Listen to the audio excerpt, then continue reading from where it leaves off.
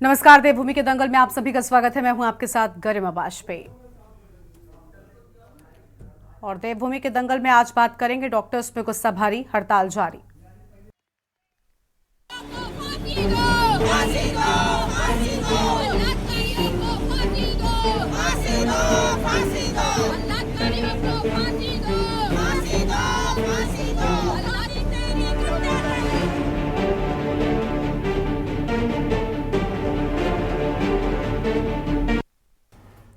कोलकाता में trainee doctor के rape के बाद हुई मर्डर मामले में देश भर में हंगामा जारी है। पश्चिम बंगाल की आंच अब उत्तराखंड भी पहुंच चुकी है।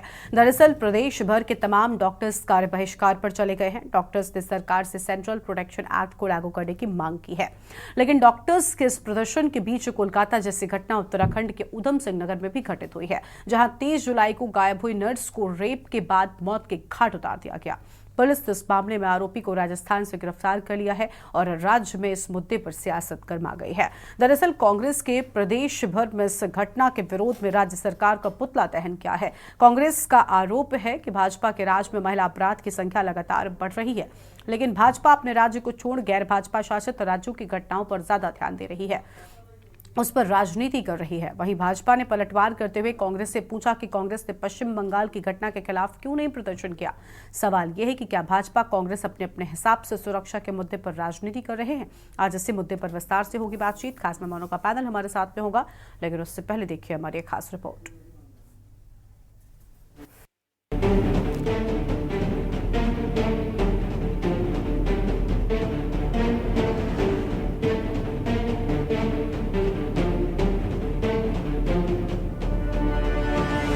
उत्तराखंड में महिला सुरक्षा के मुद्दे पर सियासत जारी है। एक ओर जहां पूरा देश कोलकाता में ट्रेनी डॉक्टर के रेप के बाद हुए मर्डर से आक्रोशित है, तो वहीं दूसरी ओर कोलकाता जैसी घटना उत्तराखंड के उधम सिंह नगर में भी घटित हुई है, जहां 30 जुलाई को गायब हुई नर्स को रेप के बाद मौत के घाट उतार दिया गया। पुलिस ने इस मामले में आरोपी को राजस्थान से गिरफ्तार कर लिया है। वहीं राज्य में इस मुद्दे पर सियासत गर्मा गई है। कांग्रेस ने प्रदेश भर में इस घटना के विरोध में राज्य सरकार का पुतला दहन किया है। वहीं भाजपा का कहना है कि उधम सिंह नगर की घटना पर राजनीति कर रही है। 30/7/2024 को 30 तारीख की रात को एक फुटेला हॉस्पिटल में काम करने वाली नर्स ऑब्लिक हेल्पर टाइप काम करने वाली एक महिला है। उसका नाम हम नहीं बता पाएंगे क्योंकि मतलब महिला संबंधी अपराध है। तो वो अपना घर से काम खत्म करके घर जा रही थी। उसका घर बिलासपुर में डिबडिबा गांव में पड़ता है, तो वहाँ पर एक मकान बना रखी थी उसने। तो वो मिसिंग हो गई। अगले दिन शाम तक सूचना आई, तो अगले दिन शाम तक हमने तत्काल जो है, क्योंकि बालिग थी, वो सेपरेटेड थी, तो नियमानुसार हमने गुमशुदगी दर्ज किया। तो गुमशुदगी में हमने त्वरित कार्रवाई करते हुए एक ही दिन में हमने ट्रेस आउट कर लिया कि वो बिलासपुर में उतर रही है, डिबडिबा क्षेत्र में उतर रही है एक ई रिक्शा से, और सेफ एंड साउंड सकुशल वो अपना जगह पे जा रही है। उससे आगे कोई कैमरास नहीं था। तो लगातार हमने उसके बाद जो है टेक्निकल और इनके आधार पर काम कर रहे थे। इसी दौरान 8 तारीख को एक बिलासपुर की इलाके में उस मकान, उसका महिला का जो मकान है, उससे भी आगे 1-1.5 किलोमीटर के बाहर, तो एक झाड़ियों में एक लाश मिलने की सूचना मिली यूपी पुलिस को। बिलासपुर पुलिस को सूचना मिली झाड़ियों में लाश मिलने का। तभी त्वरित हमारे को क्लिक था कि भाई ये संभवतः उसकी हो सकती है। तो हमारी पूरी पुलिस टीम ने अभी ये नहीं देखा कि ये उत्तर प्रदेश का घटनास्थल है। हमने पूरी पुलिस टीम पूरी तत्परता के साथ, पूरी डेडिकेशन के साथ सारे मानव संसाधन वहां लगा दिए। तो इस प्रकार मैनुअल और टेक्निकल के आधार पर तो हमने आखिरकार उस व्यक्ति को पकड़ लिया। उसका नाम है धर्मेंद्र। इसने कार्रवाई की है, शायद आज आपने पेपर नहीं पढ़ा, उसमें उसके पिता ने आरोप लगाया है कि मेरी बेटी के साथ एक से ज़्यादा लोगों ने बलात्कार किया है, रेप किया है, और पुलिस ने जो रिपोर्ट और जो जांच की है वो सही नहीं है। इसी तरह पूरा प्रदेश हिमालय क्षेत्र में उत्तराखंड जो देवभूमि है, वो प्रथम आ रहा है यौन शोषण और रेप में। ये हमारे देवभूमि के लिए शर्म की बात है। इसलिए हमें सड़कों पे उतरना पड़ेगा और पूरे प्रदेश को उतरना पड़ेगा। जो सरकार एक छोटे से धरने प्रदर्शन के 50 पुलिस भेज सकती है, क्या वो महिलाओं की सुरक्षा नहीं कर सकती? कांग्रेस को हर मामले में राजनीति करने का उनका एक एजेंडा रहता है, और जिस घटना की वो बात कर रहे हैं उस घटना में दोषी के खिलाफ कार्रवाई हो चुकी है, अरेस्टिंग हो चुकी है। लेकिन कांग्रेस को राजनीति करनी है, इसलिए इस तरह की वो प्रदर्शन करती आई है। लेकिन कानून पूरी तरह से जो कार्रवाई होनी चाहिए थी वो प्रशासन द्वारा वो कार्रवाई की गई है। अनावश्यक राजनीति कांग्रेस न करे और जो एजेंसी काम कर रही है उनके मनोबल को गिराने का काम न करे। अपराध कलकत्ता के अंतर्गत हुआ है और जो वहाँ की सरकार की हीला हवाली है बड़ा शर्मनाक है। उसमें पूरा देश ही इस चीज़ को महसूस कर रहा है। अब विश्व पटल में कहीं ना कहीं हमारी जो गरिमाएं हैं, क्योंकि हमारी तो 9 देवियों की पूजा करने वाला देश है हमारा। हम तो सबसे पहले महिला को हम सबसे पहले आगे करते हैं। हम महिला को तो देवी को तो हम पूजते हैं, कन्याओं का हम पूजन करते हैं। और इस तरह की घटनाएं जो हो रही है, जिस तरह की बंगाल की घटना हुई, वहाँ डॉक्टर के साथ में जिस तरह के वहाँ पे रेप हुआ है, उसी तरह की घटना उधम सिंह नगर के अंतर्गत हुई, वो तो गैंग रेप हुआ है। एक और जहां राज्य में कोलकाता के साथ ही उधम सिंह नगर की घटना को लेकर बवाल मचा हुआ है, तो वहीं दूसरी ओर प्रदेश भर के डॉक्टर भी कार्य बहिष्कार पर चले गए हैं। उत्तराखंड में सरकारी और निजी अस्पतालों के डॉक्टरों के कार्य बहिष्कार पर जाने से मरीजों और तीमारदारों को काफी दिक्कतों का सामना करना पड़ा। वहीं प्रदर्शनकारी डॉक्टर सरकार से सेंट्रल प्रोटेक्शन एक्ट को लागू करने की मांग कर रहे हैं, ताकि कोलकाता जैसी घटना कहीं और घटित ना हो। हमारी मांग ये है कि सेंट्रल प्रोटेक्शन एक्ट जो है वो हमारा लागू होना चाहिए। अभी तक के जो जिनको सज़ा मिली है, जो सीबीआई को उसमें चाहिए, लेकिन इसमें देरी हो रही है और हमारी जो मांगे है वो पूरी नहीं हो रही। जब तक हमारी मांगे पूरी नहीं होगी हम तब तक ये धरने पे बैठे रहेंगे। से हैं उत्तराखंड वाले और रहते हैं हम रायपुर में। रायपुर से आ रखे हैं, इमरजेंसी में आ रखे थे। क्या करना, पर्ची तो कटाई नहीं है। बिलिंग ले बोल रहे थे, बिलिंग कैसे कटाएंगे हम, बिना पर्ची के कैसे कटाएंगे। बोल रहे मंडे को 11 बजे तक आएंगे। 11 बजे तो क्या करेंगे हम, यहाँ से पूरा दिन बंद है। देखिए, ये कांग्रेस का आरोप बिल्कुल निराधार है। अंकिता हत्याकांड में हमने तत्काल कार्रवाई करके जो अपराधी थे उनको जेल में डाल दिया। अब जबरदस्ती हवा में तीर मारने का काम कांग्रेस, क्योंकि चाहे कोई भी हो मुद्दा, उसी राजनीति करना चाहती है। अंकिता में बिल्कुल भारतीय जनता पार्टी की सरकार ने जितनी संजीदगी से, संवेदनशीलता से उन तीनों अपराधियों को जेल के शिकंजों के अंदर डाल दिया था। हम तो ये कह रहे हैं कि बंगाल में भी आप डालो ना। बंगाल के लिए आप चुप्पी साधें, उत्तराखंड के लिए आप मुंह खोलें। ये दोहरी नीति चल करके तो ये हाल हो गया कि आप नेता प्रतिपक्ष बड़ी मुश्किल से बन पाए इस बार। बिल्कुल आज सुनने में आया है कि कोई गुमनाम राष्ट्रीय प्रवक्ता आए थे यहाँ भारतीय जनता पार्टी के, जिन्होंने प्रेस वार्ता करके कोलकाता में ममता बनर्जी की सरकार पर हमला बोला है और जो वहाँ विभत्स कांड हुआ एक महिला डॉक्टर के साथ, उस पर जो है तफसील से बात रखी है पत्रकार बंधुओं के सामने। अंकिता भंडारी के मुद्दे पर वो चुप्पी साध गए और कहने लगे कि सारे आरोपी जेल के पीछे हैं। मैं पूछना चाहती हूँ कि अंकिता भंडारी हत्याकांड की सीबीआई जांच की संस्तुति क्यों नहीं राज्य सरकार ने केंद्र सरकार से करने के लिए कहा? जिस तरह से ममता बनर्जी ने इस पूरे मामले को सीबीआई जांच के हवाले किया, उसी तरह से पुष्कर सिंह धामी ने आज तक अंकिता भंडारी के केस को लटका कर रखा हुआ है। वीआईपी के नाम का पटाक्षेप नहीं हुआ है। यमकेश्वर की विधायक रेणु बिष्ट ने रात के अंधेरे में बुलडोजर चला दिया, साक्ष्य और सबूत नष्ट कर दिए। उनके ऊपर कोई सजा अभी तक मुकर्रर नहीं की गई है। जेल की सलाखों के पीछे क्यों नहीं है रेणु बिष्ट? और वहीं मैं कहना चाहती हूँ राष्ट्रीय प्रवक्ता से कि कह दीजिएगा अपने हाईकमान से कि महिला सुरक्षा पर निश्चित रूप से बात होनी चाहिए, बहस होनी चाहिए, लेकिन यही तेवर कायम रहने चाहिए उन्नाव, हाथरस, कठुआ, अंकिता भंडारी कांड में भी। कुल मिलाकर महिलाओं के लगातार बढ़ रहे अपराध चिंता की बात है। देवभूमि उत्तराखंड में भी महिला अपराध का बढ़ना बेहद चिंताजनक है। वहीं उधम सिंह नगर की घटना ने एक बार फिर प्रदेश की कानून व्यवस्था पर सवाल खड़े कर दिए हैं। सवाल ये है कि क्या भाजपा कांग्रेस अपने अपने हिसाब से महिला सुरक्षा के मुद्दे पर राजनीति कर रहे हैं? क्या सरकार डॉक्टरों की मांगों को पूरा कर सेंट्रल प्रोटेक्शन एक्ट को लागू करेगी या नहीं? Uttarakhand desk report. और खास मेहमानों का पैनल हमारे साथ में जुड़ चुका है। आरपी रतूड़ी साहब हमारे साथ में है, प्रदेश प्रवक्ता है भारतीय जनता पार्टी की ओर से, और आशीष नौटियाल साहब हमारे साथ में है, प्रदेश प्रवक्ता कांग्रेस पार्टी की ओर से। हमारे साथ में दीपक रावत जी हैं, केंद्रीय प्रवक्ता हैं यूकेडी की ओर से, और अशांक एरन है, बाल रोग विशेषज्ञ हैं हमारे साथ में, और कुछ और मेहमान हमारे साथ में आगे भी जुड़ेंगे। चर्चा की शुरुआत हम आरपी रतूड़ी साहब के साथ में करना चाहेंगे। बहुत स्वागत आरपी साहब आपका। आरपी जी, एक तरफ कोलकाता के मामले को लेकर देश भर में जिस तरीके से गुस्सा है, आक्रोश लोगों का सड़कों पर निकलकर सामने आ रहा है, और अब खुद उत्तराखंड में उस तरीके की घटना सामने आई है, तो सर आखिर महिलाओं की सुरक्षा की बात तो हो रही है, हम देख रहे हैं कि सुरक्षा के लिए हर दल, हर राजनीतिक दल खूब लड़ाई लड़ रहा है, लेकिन ये लड़ाई में थोड़ा सा अंतर तब क्यों आ जाता है उन राज्यों में जहां पर आपकी सरकार है? सभी दलों के लिए, मैं सिर्फ आपसे ये सवाल नहीं कर रही, जहां पर आपकी सरकार है, क्या वहां पर जो घटना हुई वो जघन्य नहीं है? जहां पर विपक्षों की सरकार है, क्या वहां पर वो जो घटना हुई ज्यादा जघन्य हो जाती है? क्या इन मामलों में, ऐसे मामलों में भी राजनीति करनी चाहिए, राजनीतिक सोच के साथ मुद्दा उठाना चाहिए? देखिए, नहीं, निश्चित तौर पर एक बड़ा दुखदाई है, दुखद घटनाएं हैं, चाहे वो बंगाल की हो, चाहे वो उत्तराखंड हो, चाहे किसी अन्य प्रदेश की हो। उत्तराखंड की सरकार बहुत संवेदनशील है। आप जानते हैं कि किस तरह से एक अपराधी को दूसरे दिन राजस्थान से पकड़ करके ले आई, कितनी जबकि उत्तर प्रदेश में बिलासपुर में ये कांड हुआ था, ये हत्या हुई थी, लेकिन ये रेप भी हुआ। उत्तराखंड की सरकार देखिए, इन्होंने केवल प्रदेश में इसको बांटा नहीं कि उत्तर प्रदेश की घटना है।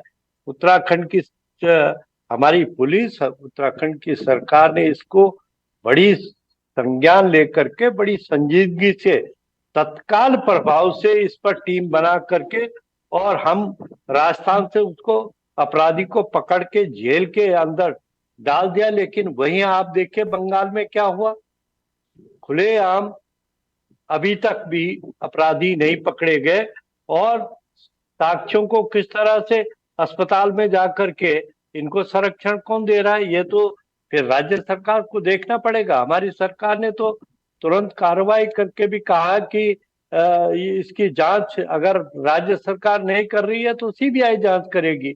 ये जबकि बंगाल की सरकार का काम था कि तुरंत अपराधी को पकड़ करके, आपकी पकड़ में वो एक डॉक्टर जो कि जनता की सेवा करता है, वो रात को सुरक्षित नहीं होगी। हमारा कहना है कि इसको राजनीतिकरण नहीं होना चाहिए, कि उत्तराखंड में हो तो अलग बात है, अपराध अपराध है, वो किसी राज्य में भी हो, संगीन अपराध के तहत कार्रवाई होनी चाहिए, और शीघ्र इस पर उनको जेल के अंदर डालकर उन पर तत्काल, मैं तो कहूंगा कि ये नियम बना देना चाहिए कि ऐसी विशेष अदालतें बननी चाहिए कि उनको साल भर के अंदर सजा होकर के उनको फांसी होनी चाहिए। बिल्कुल, देखिए फांसी होनी चाहिए, हर कोई मांग कर रहा है, लेकिन बड़ी बात यह है ना कि आखिर जिस तरीके की घटनाएं हो रही हैं इसमें राजनीति करना ये कितना गलत है। ठीक है, और मेहमान हमारे साथ में आशीष नौटियाल साहब हैं, प्रदेश प्रवक्ता हैं कांग्रेस पार्टी की ओर से, उनका रुख कर लेते हैं। नौटियाल साहब, बहुत स्वागत आपका भी। नौटियाल साहब, ये क्या चल रहा है देश में? हम देख रहे हैं कि किस तरीके से एक तरफ हम आज़ादी का पर्व अभी हमने मनाया, और दूसरी ओर महिलाओं की सुरक्षा को लेकर जो सच निकल कर सामने आ रहा है, जिस तरीके से महिलाओं का गुस्सा दिख रहा है, डॉक्टर्स का गुस्सा दिख रहा है, जो घटना हुई है बेहद शर्मनाक, लेकिन राजनीति ऐसी घटनाओं पर भी थमने का नाम नहीं ले रही है। गरिमा जी, दुर्भाग्य है हमारे देश का, जहां ऐसे नेता होते हैं जो अपने को बचाव वाली स्थिति में नजर आते हैं, चाहे किसी भी पार्टी के नेता हो। अगर गलत है तो गलत है, इसको कभी भी सही नहीं ठहराया जा सकता। आप देखें, एक तरफ अभी मैं आज देख रहा था, भारतीय जनता पार्टी की महिला मोर्चा ने कहा कि हम करेंगे अब उस पर आंदोलन, है ना। अपने आपके राज्य के अंदर स्थिति पहले देखें, क्या स्थिति सही है? उत्तराखंड से हजारों लड़कियां गायब हो जाती हैं। उत्तराखंड जैसी जगह में अंकिता हत्याकांड का आज तक न्याय नहीं दिला पाते हैं। रुद्रपुर में नया हत्याकांड हो गया, अभी हरिद्वार में कुछ दिन पहले मारा गया, इनका ये बीजेपी का ही ओबीसी प्रवोट का कोई निकला। तो जहां कुछ गलत होगा उसका नाता निश्चित भारतीय जनता पार्टी के साथ होगा। और अगर आज हम वहां की भी बात करते हैं तो वहां पे ममता बनर्जी की सरकार है और निश्चित न्याय मिलना चाहिए। ऐसा हो क्यों रहा है? आज आप बताएं, हम ऐसे कानूनों की बात करते हैं, कानून तो पहले से बने थे, उसके बाद हम यूसीसी लाके हमने कौन सा बड़ा काम कर दिया? क्या घटनाएं नहीं हो रही है? लॉ एंड ऑर्डर पूरे देश के अंदर से खत्म हो चुके हैं, पूरे देश में लॉ एंड ऑर्डर नहीं है। आपने जब से आप सत्ता में आए, आपने ऐसा हल कर दिया महिलाओं का घर से निकलना मुश्किल हो गया। आज आप बताएं, जब सत्ता में आप लोग आए थे तो इन्होंने आते ही बोल दिया था बेटी बचाओ बेटी पढ़ाओ, मतलब इन्होंने पहले ही इशारा कर दिया था कि बेटी अब खतरे में है। आप देखें, अधिकांश घटनाओं में भारतीय जनता पार्टी के लोग मिलते हैं। तो ये हो क्यों रहा है? जो भी कर रहा है, जो गलत कर रहा है, उसकी निश्चित जांच होकर सख्त से सख्त सजा मिलनी चाहिए।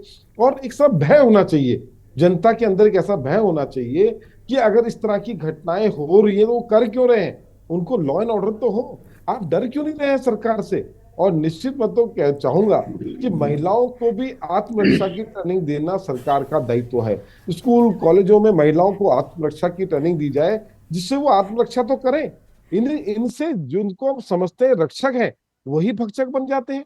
वही जिनको हम सोचते हैं ये कुछ नहीं करेंगे, हमें बचाने का काम करेंगे, वही हमें मारने का काम करते हैं। तो महिलाओं को निश्चित आत्मरक्षा की ट्रेनिंग भी होनी चाहिए, जिससे महिलाएं अपनी रक्षा स्वयं भी कर सकते हैं। और सरकार का रुख जो इस प्रवृत्ति के लोग होते हैं उनकी तरफ एकदम कठोर होना चाहिए, एक दयालुपन नहीं होना चाहिए कि ये बीजेपी का नेता था तो इसे छोड़ दो, या ये कांग्रेस का नेता हो तो उसे छोड़ दो।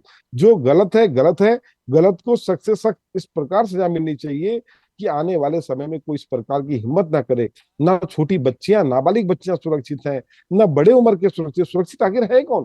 पूरे राज्य और देश के अंदर भय का माहौल बना हुआ है, हर जगह डर लगा रहता है। जिनकी बेटियां होती हैं वो उस बात से चिंता में होती हैं कि मेरी बेटी शाम को सुरक्षित घर आ पाएगी कि नहीं आ पाएगी। क्या बेटियां काम ना करें? क्या बेटियां आज के मॉडल के हिसाब से कपड़े ना पहने? क्या ना करें? आप लोगों को, इन लोगों को अपनी मानसिकताएं बदलनी पड़ेगी, जो घटिया मानसिकता के लोग हैं, जिससे कि देश के अंदर इस प्रकार की घटनाएं ना। बिल्कुल साफ तौर पर। ठीक है आशीष जी, लौटेंगे आपके पास में। और मेहमान हमारे साथ में जुड़े हुए हैं, हमारे साथ में दीपक रावत जी हैं, यूकेडी के प्रवक्ता हैं। दीपक जी देखिए, उत्तराखंड में जिस तरीके की घटना सामने आई है, कहीं ना कहीं उसने भी वाकई पूरे देश को शर्मसार कर दिया। और ये घटना कोई पहली नहीं है, हर बार इस तरीके की घटनाएं आती रहती हैं। फिलहाल डॉक्टर्स के मामले में जिस तरीके से सड़कों पर गुस्सा नजर आ रहा है, क्या लग रहा है आपको? अभी उत्तराखंड में भी ऐसी ही घटना हो गई है, किस तरीके से सुरक्षित हो पाएंगी बेटियां? गरिमा जी देखिए, बेटियां सुरक्षित, चाहे उत्तराखंड की बात हो या समस्त भारत की बात हो, ये सुनिश्चित करना जो भी सरकारें जहां पर रूल कर रही है उनका पहला प्रथम कर्तव्य होना चाहिए। यदि वो आधी आबादी का प्रतिनिधित्व करती हैं तो ये जिम्मेदारी बनती है पुरुष वर्ग की कि जो उन पर आपराधिक जिस प्रकार का भी जो भी आपराधिक कृत्य होता है वो पुरुष द्वारा ही ज्यादा किया जाता है। इसमें से एक कृत्य यह है कि जिस प्रकार में हम चर्चा कर रहे हैं। पर गरिमा जी देखिए, 20 वर्षों में उत्तराखंड किसी और चीज में प्रथम आया ना आया हो, लेकिन आपको भी जानकारी होगी कि जितने भी हिमालय राज्य हैं, हिमालय राज्यों में महिलाओं से संबंधित अपराधों, और मुझसे पूर्व जब कांग्रेस के प्रवक्ता बोल चुके हैं कि यहाँ से ह्यूमन ट्रैफिकिंग के मामलों में सबसे ज्यादा नंबर 1 है। इससे शर्मनाक बात कुछ नहीं हो सकता हमारे लिए। और जिस प्रकार की स्थिति ये देखिए, ये कहीं ना कहीं पर वर्तमान सरकार को या इससे पूर्व जो सरकारें रही हैं उन्हें जिम्मेदारी लेनी पड़ेगी कि कहीं ना कहीं पर हम इस क्षेत्र में फेल हुए हैं। हम एक सुरक्षित माहौल महिलाओं को नहीं दे पाए हैं, और इसका कारण है कि पहले कहते थे कि रात को मत घूमो, तो प्रतिबंध लगाना पड़ता था। रात को अगर कोई घटना होती थी तो कहा था, महिलाओं को कहा जाता था कि रात को मत घूमो। कहीं छोटे कपड़े पहनते थे तो कहा जाता था कि छोटे कपड़े मत पहनो। मतलब हर तरीके का एक्सक्यूज जो था वो सिर्फ महिलाओं को दिया गया। विभिन्न जैसे जैसे जो कारण समाज के द्वारा गिनाए गए वैसे वैसे प्रतिबंध महिलाओं के ऊपर लगाया गया। लेकिन आप बताइए, अब तो सरकारी प्रतिष्ठानों में ही महिला सुरक्षित नहीं है। जो वेस्ट बंगाल का जो केस है, इसमें तो सरकारी प्रतिष्ठानों में ही महिला सुरक्षित नहीं है। तो आप देखिए कि जो आपराधिक प्रवृत्ति का जो इंसान है, ये व्यक्ति है, ये पुरुष है, ये किस प्रकार आगे बढ़ चुका है कि अब कहां पर सुरक्षित हो गया, आप मुझे बताइए।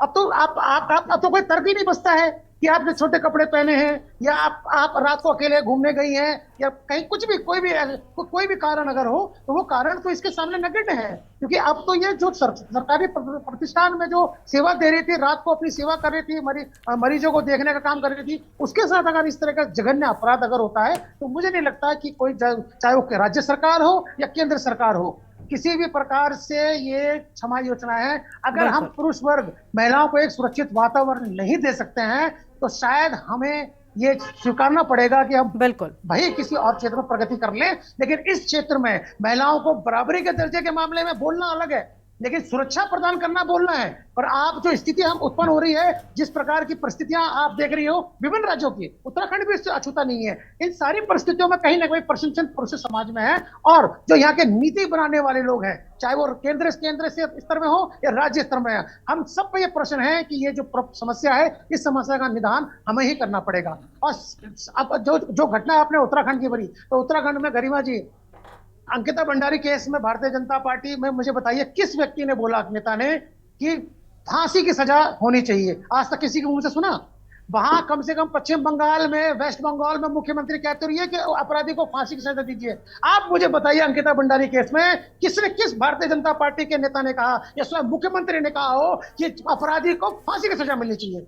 एक भी व्यक्ति ने अगर मिल गया हो तो आप भी गरिमा जी पत्रकारिता कर रही हैं, हम भी राजनीति कर रहे हैं, हमने तो कहीं नहीं सुना। इस प्रकार का दंड अगर आप नहीं मांगेंगे, चाहे वो अपराधी प्रवृत्ति किसी भी क्षेत्र का दल का हो, राष्ट्रीय दल का हो या व्यक्ति विशेष हो, हमें ये चीज करनी पड़ेगी कि इस प्रकार का कोई भी अपराध यदि किसी महिला के विपरीत होता है तो उसके लिए फांसी मांगनी पड़ेगी। उस समय में ये नहीं देखना पड़ेगा गरिमा जी कि वो भारतीय जनता पार्टी का व्यक्ति है या कांग्रेस का है या उत्तराखंड क्रांति दल का है या किसी बहुत बड़े व्यवसाय प्रतिष्ठान का है। ये चीजें नहीं देखनी पड़ेगी, हमें इन सबसे दूर जाकर एक स्वस्थ स्थिति अपनानी पड़ेगी कि इस प्रकार का कोई भी जघन्य अपराध यदि किसी भी द्वारा किया जाता है तो उसके लिए एकमात्र विकल्प है फांसी की सजा और तुरंत कार्रवाई करना और कानूनी कार्रवाई से उसको तुरंत बिल्कुल बिल्कुल। देखिए, डॉक्टरों में गुस्सा है, हड़ताल जारी है, अलग अलग जगहों पर इस तरीके की घटनाएं सामने आ रही। सबसे बड़े सवाल ये कि आखिर कब तक महिलाओं पर इस तरीके के अपराध होते रहेंगे और कब आखिर इन पर राजनीति होना बंद होगी। छोटे से ब्रेक के लिए आप पर रुकते हैं, जल्द लौटेंगे।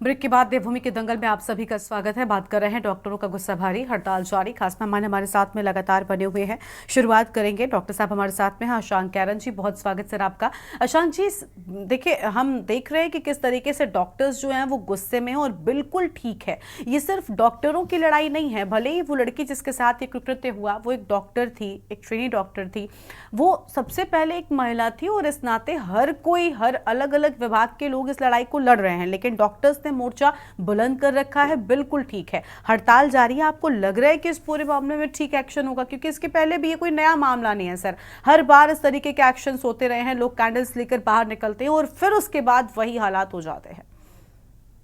नहीं मैम, पहले तो मैं आपका बहुत धन्यवाद करूंगा कि आपने डॉक्टर्स की आवाज बना के मुझे बोलने का मौका दिया।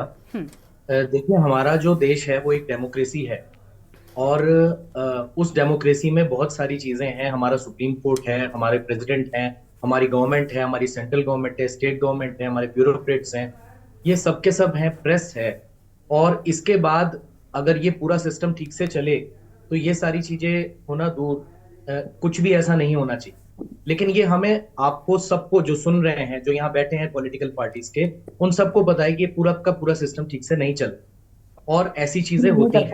अब आप इसका मैग्नीट्यूड देखिए कि इस समय जो डॉक्टर्स, जो सबसे ज्यादा शिक्षित वर्ग और एक ऐसे वर्ग हैं हम लोग कि जो ऐसी जगह पे हैं कि हम अपने लिए लड़ाई लड़ सकते हैं, हम अपने अधिकारों को जानते हैं, हम ये समझते हैं कि हम कैसे अगर कोई का विरोध करें, हम कैसे इस चीज को पब्लिक तक पहुंचाएं, अथॉरिटीज तक पहुंचाएं कि ऐसा गलत हुआ तो इसमें सुधार हो।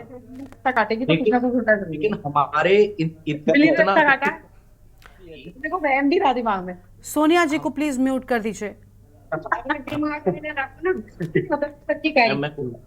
हम जिस बात को सुनते हैं ये होगा तो होगा भाई। अरे कौन है डिबेट के बीच में? सोनिया जी की आवाज प्लीज बंद कर दी जाए। सोनिया जी, आवाज मिल रही है क्या आपको हमारी? सोनिया जी?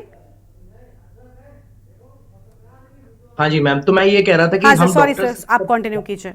ये सब कुछ जानते हुए भी कि हम, हमारे अधिकार क्या हैं, हम कैसे अपनी बात पहुंचा सकते हैं गवर्नमेंट तक, हम कैसे शिकायत कर सकते हैं, हम अपने अधिकारों का प्रयोग कर रहे हैं, अपनी आवाज पहुंचाने की कोशिश कर रहे हैं गवर्नमेंट तक, और हम एप्रोप्रिएट अथॉरिटीज तक अपनी आवाज पहुंचाने की कोशिश कर रहे हैं। हम डॉक्टर से बेहतर कोई नहीं जानता। उसके बाद उसका परिणाम क्या हो रहा है आप देख रहे हैं कि हमारी कितनी सुनी जा रही है और इस मामले में कितनी प्रोग्रेस हो रही है। ये जो आप देख रहे हैं हमारे खुद के अधिकारों के लिए, तो आप सोच सकते हैं एक आम आदमी जिसको कि जो शिक्षित भी नहीं है, जिसे पता भी नहीं है कि उसके साथ गलत हो रहा है, तो वो अपनी आवाज कैसे पहुंचाए?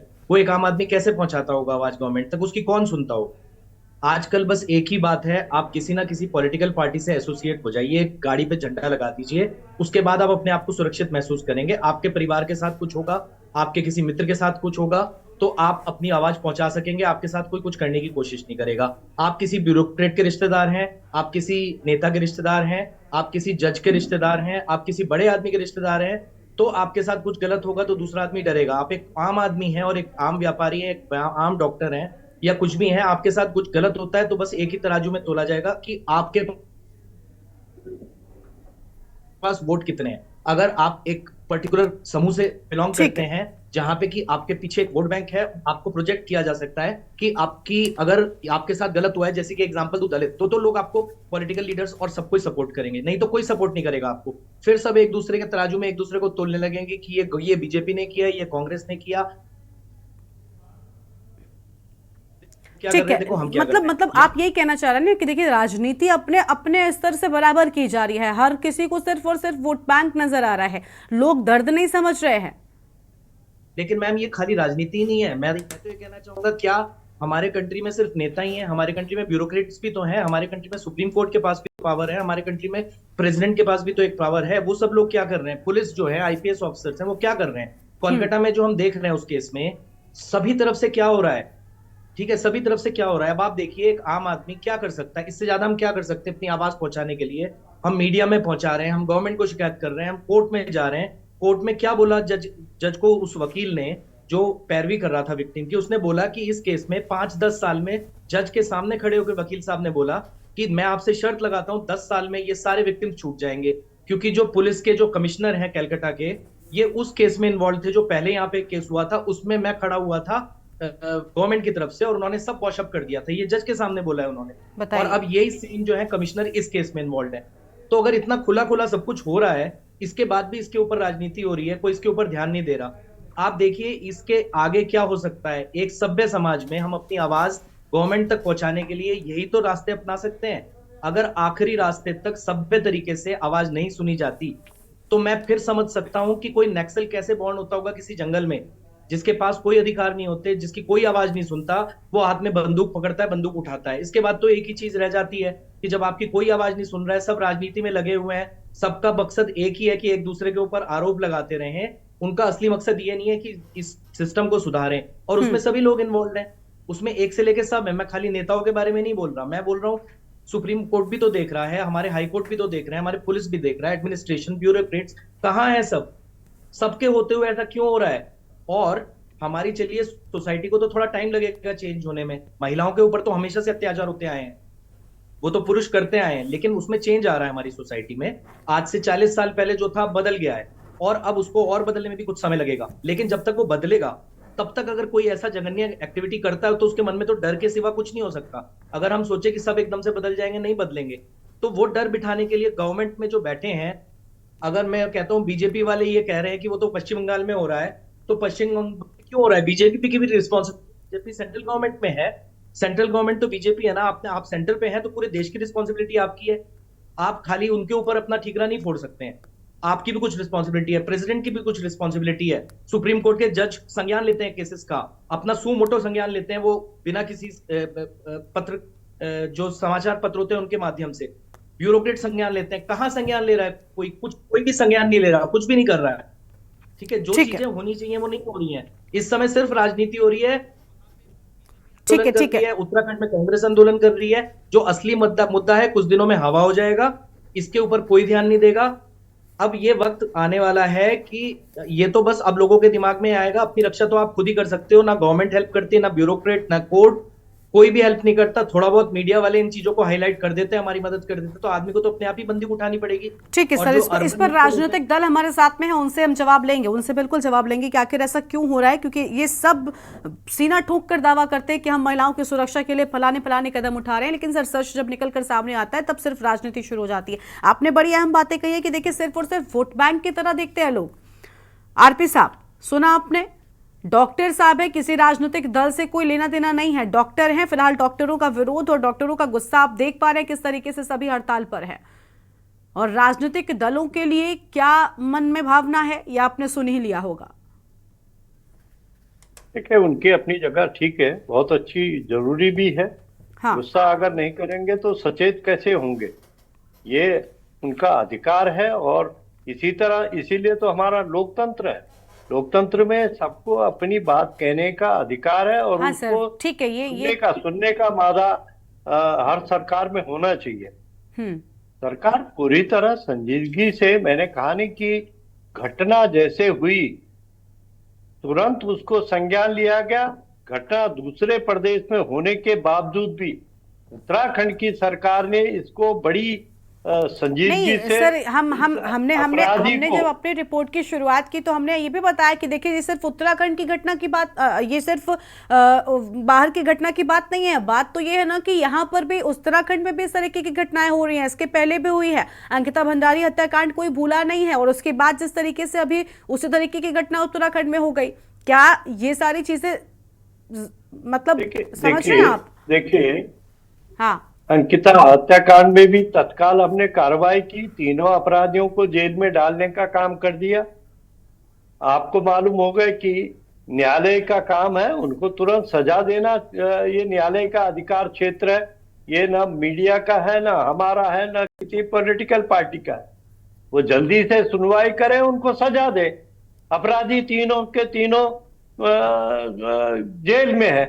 इसी तरह से, लेकिन हमारा ये कहना है कि दोहरा मापदंड नहीं होना चाहिए कि आप उत्तराखंड के मामले में तो पुतला दहन करें, लेकिन बंगाल के मामले में आप चुप हो जाए।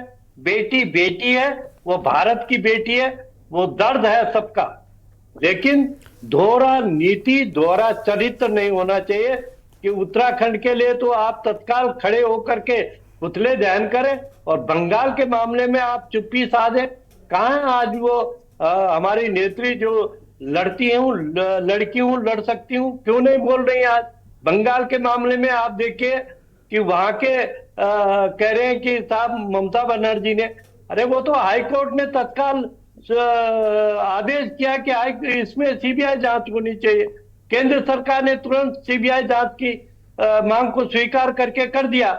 प्रदेश सरकार तो बंगाल की चुप बैठी हुई थी, कहाँ उनको अरेस्ट करने का काम कर रही थी। इसके बावजूद भी कोई सहयोग नहीं कर रहा है वहां सीबीआई का भी, वहां विरोध करने का काम कर रही है वहां की सरकार। तो ये वर्गीकरण नहीं होना चाहिए। अपराध अपराध होता है, वो चाहे किसी प्रदेश में हो। हमारी बेटियों के साथ अगर अपराध होगा तो ये तकलीफ, चाहे वो कांग्रेसी हो, चाहे भाजपा हो, चाहे यूकेडी हो या किसी अन्य दल का हो, ये सबको आग जलानी चाहिए, अपने अंदर जलानी चाहिए, तब जाकर के न्याय मिलेगा। अगर हम इस तरह का वर्गीकरण करेंगे कि ये उत्तराखंड में हुआ तो हम आंदोलन करेंगे, बंगाल में हम बचाव करेंगे, ये इस तरह से हम न्याय नहीं दे पाएंगे। केंद्र सरकार बिल्कुल अपने डॉक्टरों से बातचीत करके उनको सेंट्रल प्रोटेक्शन एक्ट बनाने का भी काम कर रही है। सरकार उनके साथ बातचीत करके उनको सुरक्षित माहौल देने का काम कर रही है। और प्रदेश सरकार निश्चित तौर पर पहले भी कह चुकी कि कोई भी अगर अस्पताल में कोई इस तरह का दुर्व्यवहार डॉक्टर के साथ होगा, आपराधिक मामला तत्काल उनके विरुद्ध दर्ज किया जाएगा और कानूनी कार्रवाई की जाएगी। ठीक है सर। आशीष जी,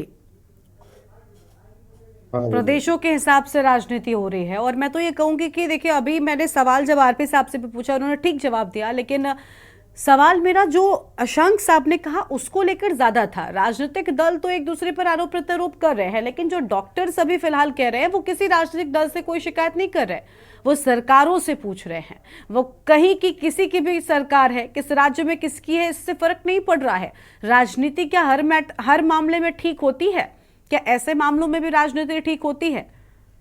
क्या भेदभाव कि वो हमारे प्रदेश की लड़की है, वो दूसरे प्रदेश की लड़की है, ये ठीक है?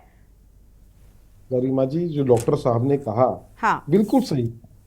राजनीतिक पार्टियां जो हैं वो लाइसेंस हो चुकी हैं आपकी गुंडागिर्दी करने का। आप राजनीतिक पार्टी ज्वाइन करें और गुंडागिर्दी कर लें, इसका लाइसेंस मिल रहा है आजकल। आप देखें, सारे जो भी लोग गलत काम कर रहे हैं उनके ऊपर कोई ना कोई संरक्षण निश्चित है, और संरक्षण प्राप्त लोग ही ऐसी हरकत कर पाते हैं।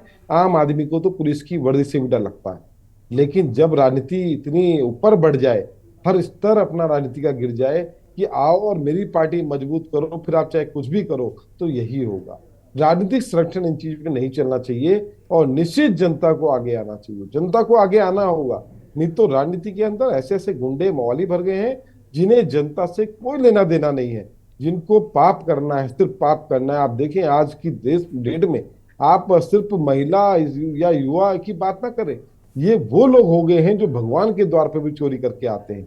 और अभी महिला संगठन हमारी जो है भारतीय जनता पार्टी की, मुझे लगता है सबसे बड़ी राजनीतिक पार्टी की सबसे बड़ी महिला संगठन, अगर सबसे ज्यादा कोई महिलाएं कहीं जुड़ी हुई हैं तो भारतीय जनता पार्टी में जुड़ी हुई।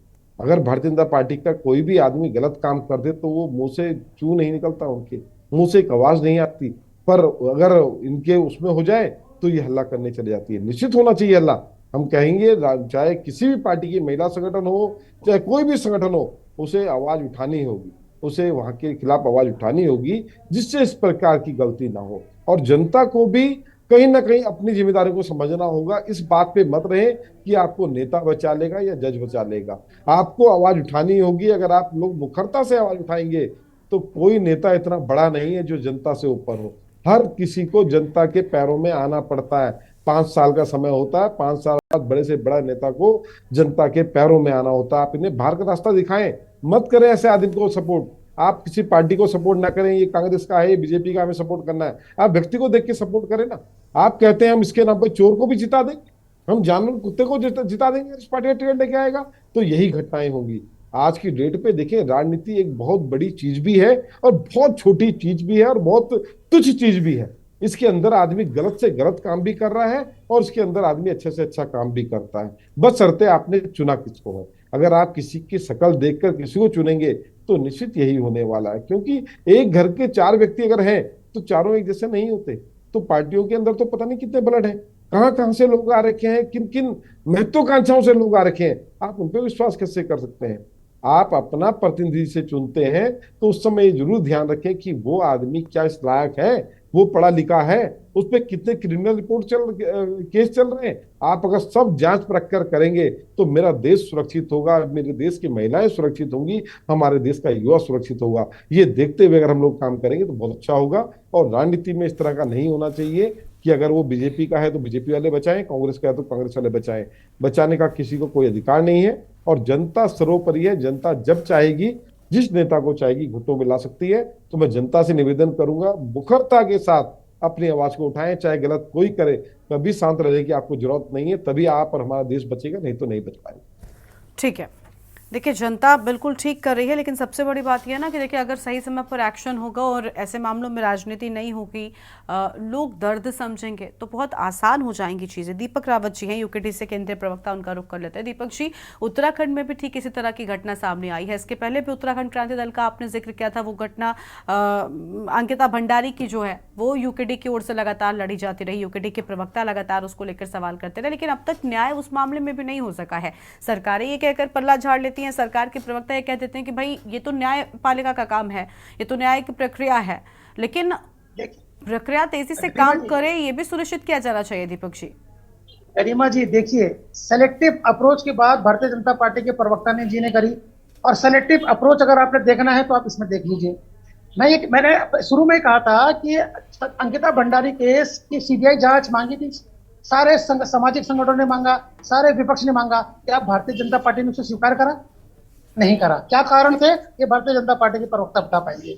दूसरी चीज आपने देखिए कि मैंने पहले कहा कि जो इस तरह का कोई जघन्य अपराध करता है तो उसके खिलाफ एकमात्र जो ममता बनर्जी ने बोला कि भाई फांसी की सजा मिलनी चाहिए। अब आप मुझे बताइए, अंकिता भंडारी के केस से संबंधित और जितने भी यहाँ पर महिलाओं के अपराध हुए हैं, जिसमें इस तरह के अपराध हुए हैं, क्या भारतीय जनता पार्टी के किसी भी नेता ने, किसी भी मुख्यमंत्री जी ने, धाकड़ धामी जी ने क्या ये बोला कि उसे फांसी मिलनी चाहिए? नहीं बोला। ये सेलेक्टिव अप्रोच है, यही सेलेक्टिव अप्रोच बात हम कर रहे हैं कि जब महिलाओं से संबंधित और बच्चों से संबंधित अपराध होता है तो हमें राजनीतिक वर्गीकरण नहीं करना है।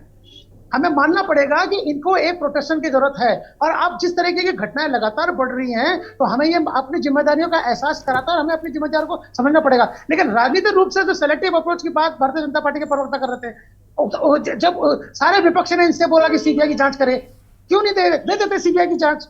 कोई भी अपराधी होता, चाहे अपराध में वो बचता या उसको मिलता आप पर, लेकिन इन्होंने क्या बहाना बनाया कि न्यायिक जांच चल रही है, न्यायिक जांच में किया जा रहा है। आपको एक और ध्यान दे दूं अंकिता भंडारी केस में, नीरू बिष्ट ने जो यमुना ब्लॉक की विधायक है, उन्होंने बुलडोजर चलाया। आप गरिमा जी इतने सालों से पत्रकारिता कर रही हैं, आप मुझे बता दीजिए बुलडोजर वाला दूसरा काम आपने इस प्रदेश में कब देखा? मतलब कब ऐसा हुआ है कि कोई विधायक हो, कोई मुख्यमंत्री हो, कोई गया हो किसी प्रकरण में, चाहे वो किसी भी प्रकार का प्रकरण हो, उसमें बुलडोजर से जहां वो अपराध हुआ उसको गिरा दिया गया हो? इस प्रदेश का दुर्भाग्य देखिए, मात्र एक ही घटना थी जो घटना सबसे ज्यादा विपरीत बन रही थी भारतीय जनता पार्टी के, आपने वहां पर रातों रात बुलडोजर चला के उसको पूरे सबूत नष्ट कर दिए।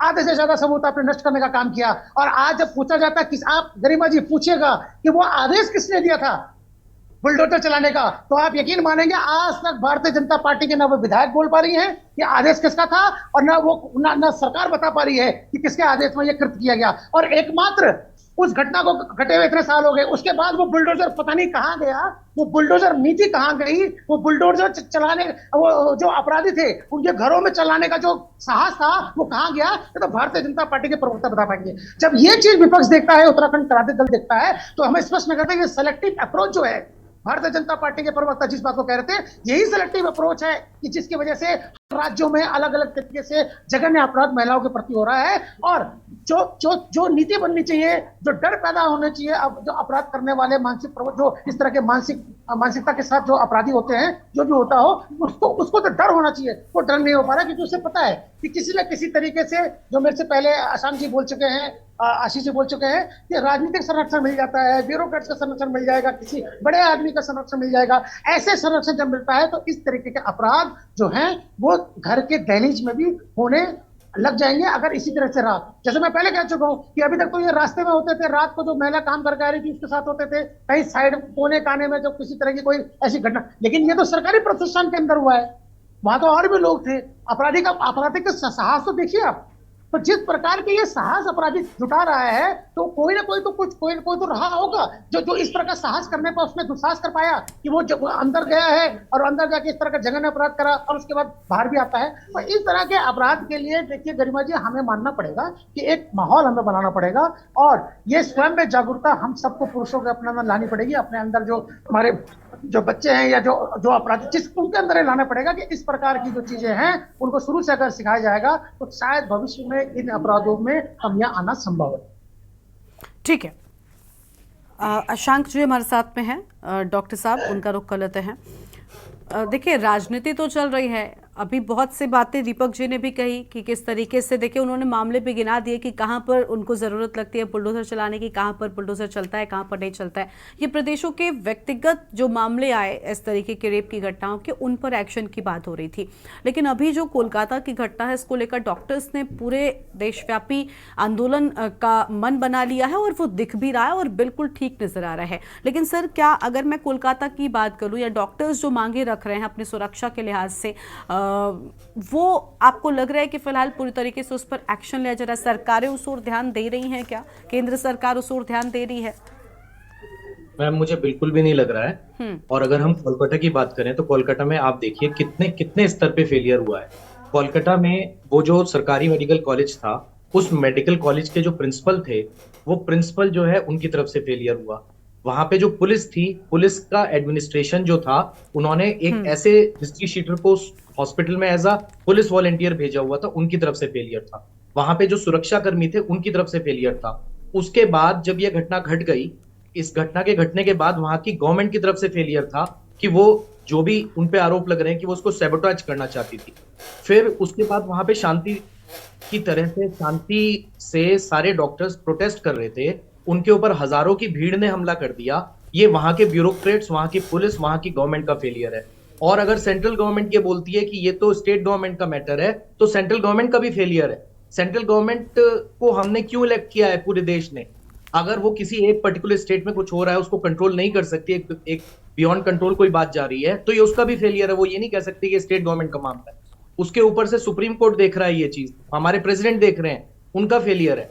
एक आम आदमी क्या कर सकता है डेमोक्रेसी में? डॉक्टर्स क्या कर सकते हैं? डॉक्टर्स के ऊपर इतने हमले होते हैं, ये सब रेप की घटनाएं होती हैं, ये सारे के लिए हम क्या कर सकते हैं, मैं आपसे पहले भी यही बोला था, हम लोग जो है एक शांतिपूर्ण प्रोटेस्ट कर सकते हैं, लीगल तरीके से जा सकते हैं, लेकिन बार बार ये चीजें होती रहेंगी और हमें सिर्फ वोट बैंक की नजर से देखा जाएगा कि जिनके साथ ये घटना हुई है उनका कोई बहुत बड़ा वोट बैंक तो है नहीं, तो इनकी बात मत सुनो, थोड़ी देर में वो हवा हो जाएगी।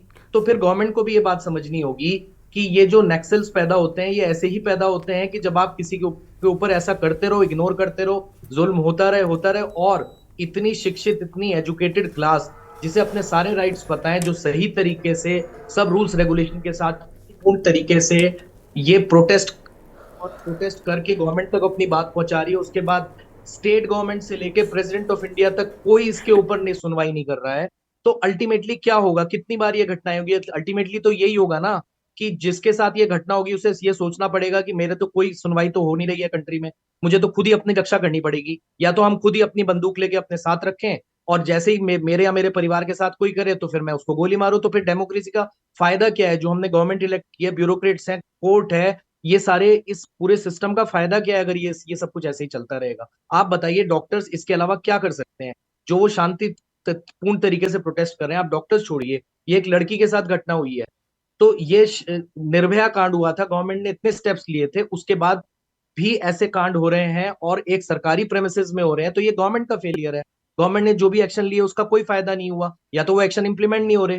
डॉक्टर्स के लिए भी लॉ बनते हैं, महिलाओं के लिए भी लॉ बनते हैं, लेकिन लॉ इंप्लीमेंट करने वाले तो वही लोग हैं ना। अगर वो लॉ ठीक से इंप्लीमेंट नहीं होगा, उसका क्रियान्वयन ठीक से नहीं होगा, बस उसके ऊपर पॉलिटिक्स होती रहेगी और कहने के लिए वो लॉ बने रहेंगे, तो कुछ भी नहीं होगा। डॉक्टर्स के लिए पहले भी लॉ बनाए हैं गवर्नमेंट ने, महिलाओं के लिए भी बनाए हैं, लेकिन अगर वो, आप बताइए मुझे, पुलिस वाले अगर कहीं 100 लोग शांतिपूर्ण तरीके से प्रोटेस्ट कर रहे हो, उनके ऊपर कोई हमला कर दे, किसी की हिम्मत हो सकती है हमला करने की? ब्यूरोक्रेट्स बैठे हो कहीं पे विधायक बैठे हो, कहीं पे जजेस बैठे हो, उनके ऊपर कोई हमला कर सकता है? तो आम आदमी अगर शांतिपूर्ण तरीके से बैठे, उनका कोई वोट बैंक नहीं है, उनके पास कोई कुर्सी नहीं है, पावर नहीं है, उनके ऊपर कोई भी हमला कर दे और उसके ऊपर सब एक दूसरे के ऊपर आरोप लगाने लगे, उसका कोई कंक्लूजन निकले, कुछ दिन हम अपना गुस्सा जताएं, उसके बाद बात हवा हो जाए, तो क्या ये डेमोक्रेसी है हमारी?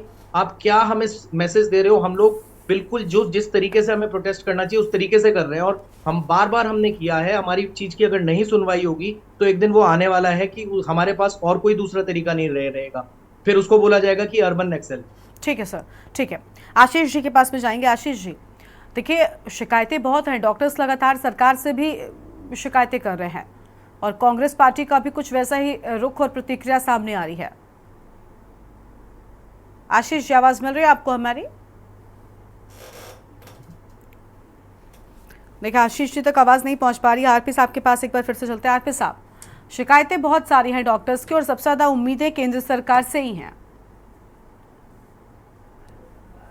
नहीं, शिकायतें होनी चाहिए, शिकायत के लिए तो लोकतंत्र है ये, लेकिन जिस तरह से डॉक्टर साहब बार बार नक्सलाइट की तरफ की बात करते हैं, ये ठीक नहीं लगा मुझे। कम से कम जो हम दूसरा भगवान जिसको कहते हैं कि अगर कोई भगवान है तो दूसरा भगवान डॉक्टर है, वो इस तरह से निराशावादी बात करें, ये दुर्घटना है। निश्चित तौर पर इसकी भर्त्सना करनी चाहिए, जितनी इसकी भर्त्सना हो सके। वो कह रहे हैं कि सेंट्रल गवर्नमेंट का, अरे भाई थोड़ा बहुत आपको जानकारी होगी कि लॉ एंड ऑर्डर स्टेट का सब्जेक्ट होता है। वो जब तक दखलंदाजी तब तक नहीं हो सकती है जब तक कोई बहुत बड़ी विदेशी ताकतों की कोई ऐसी अटैकिंग न हो, या कोई राज्य सरकार लॉ एंड ऑर्डर, चाहे मेरे उत्तराखंड का तो मेरी सरकार की जिम्मेदारी है, बंगाल की जिम्मेदारी तृणमूल कांग्रेस की ममता जी की जिम्मेदारी है। तो इस तरह के निराशावादी नहीं बनना चाहिए। निश्चित तौर पर उनकी मांग होनी चाहिए कि हमको सुरक्षा दे, और ये सरकार को माननी भी चाहिए कि मैंने जैसे अभी भी कहा कि डॉक्टर को हम दूसरा भगवान कहते हैं कि जो हमको जान देता है, जान बख्शता है, तो इतना जल्दी निराशावादी होने की जरूरत नहीं है। देश निश्चित तौर पर बेटी के साथ खड़ा है, चाहे वो निर्भया के समय भी आपने देखा होगा किस तरह पूरा देश एकजुट हो गया था, आज भी एकजुट है देश। ये घटनाओं की जितनी निंदा हम करेंगे, हम राजनीतिक चश्मे से नहीं देखेंगे, हम भारतवासी होने का कर्तव्य निभाते हुए ये कहेंगे ये जघन्य अपराध है।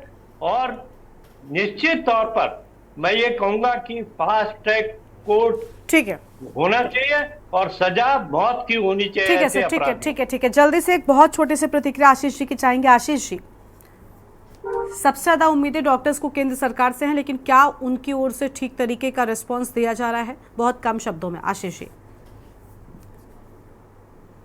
देखा, आशीष जी तक आवाज नहीं पहुंच पा रही। ठीक है, बहुत शुक्रिया आप सभी मेहमानों का हमारे साथ जुड़ने के लिए और अपनी बातचीत रखने के लिए। तो सरकार से सेंट्रल प्रोटेक्शन एक्ट की लगातार डॉक्टर्स मांग कर रहे हैं। डॉक्टरों में गुस्सा भारी है और हड़ताल जारी है। एक तरफ आम जनता को भुगतना पड़ रहा है, लेकिन दूसरी ओर डॉक्टर्स की हड़ताल कब खत्म होगी, डॉक्टर्स को न्याय कब मिलेगा और डॉक्टर्स की सुरक्षा को लेकर क्या कदम उठाए जाएंगे, ये बड़ा सवाल है। देवभूमि के दंगल में इतना ही। आप देखते रहिए न्यूज़ इंडिया। नमस्कार।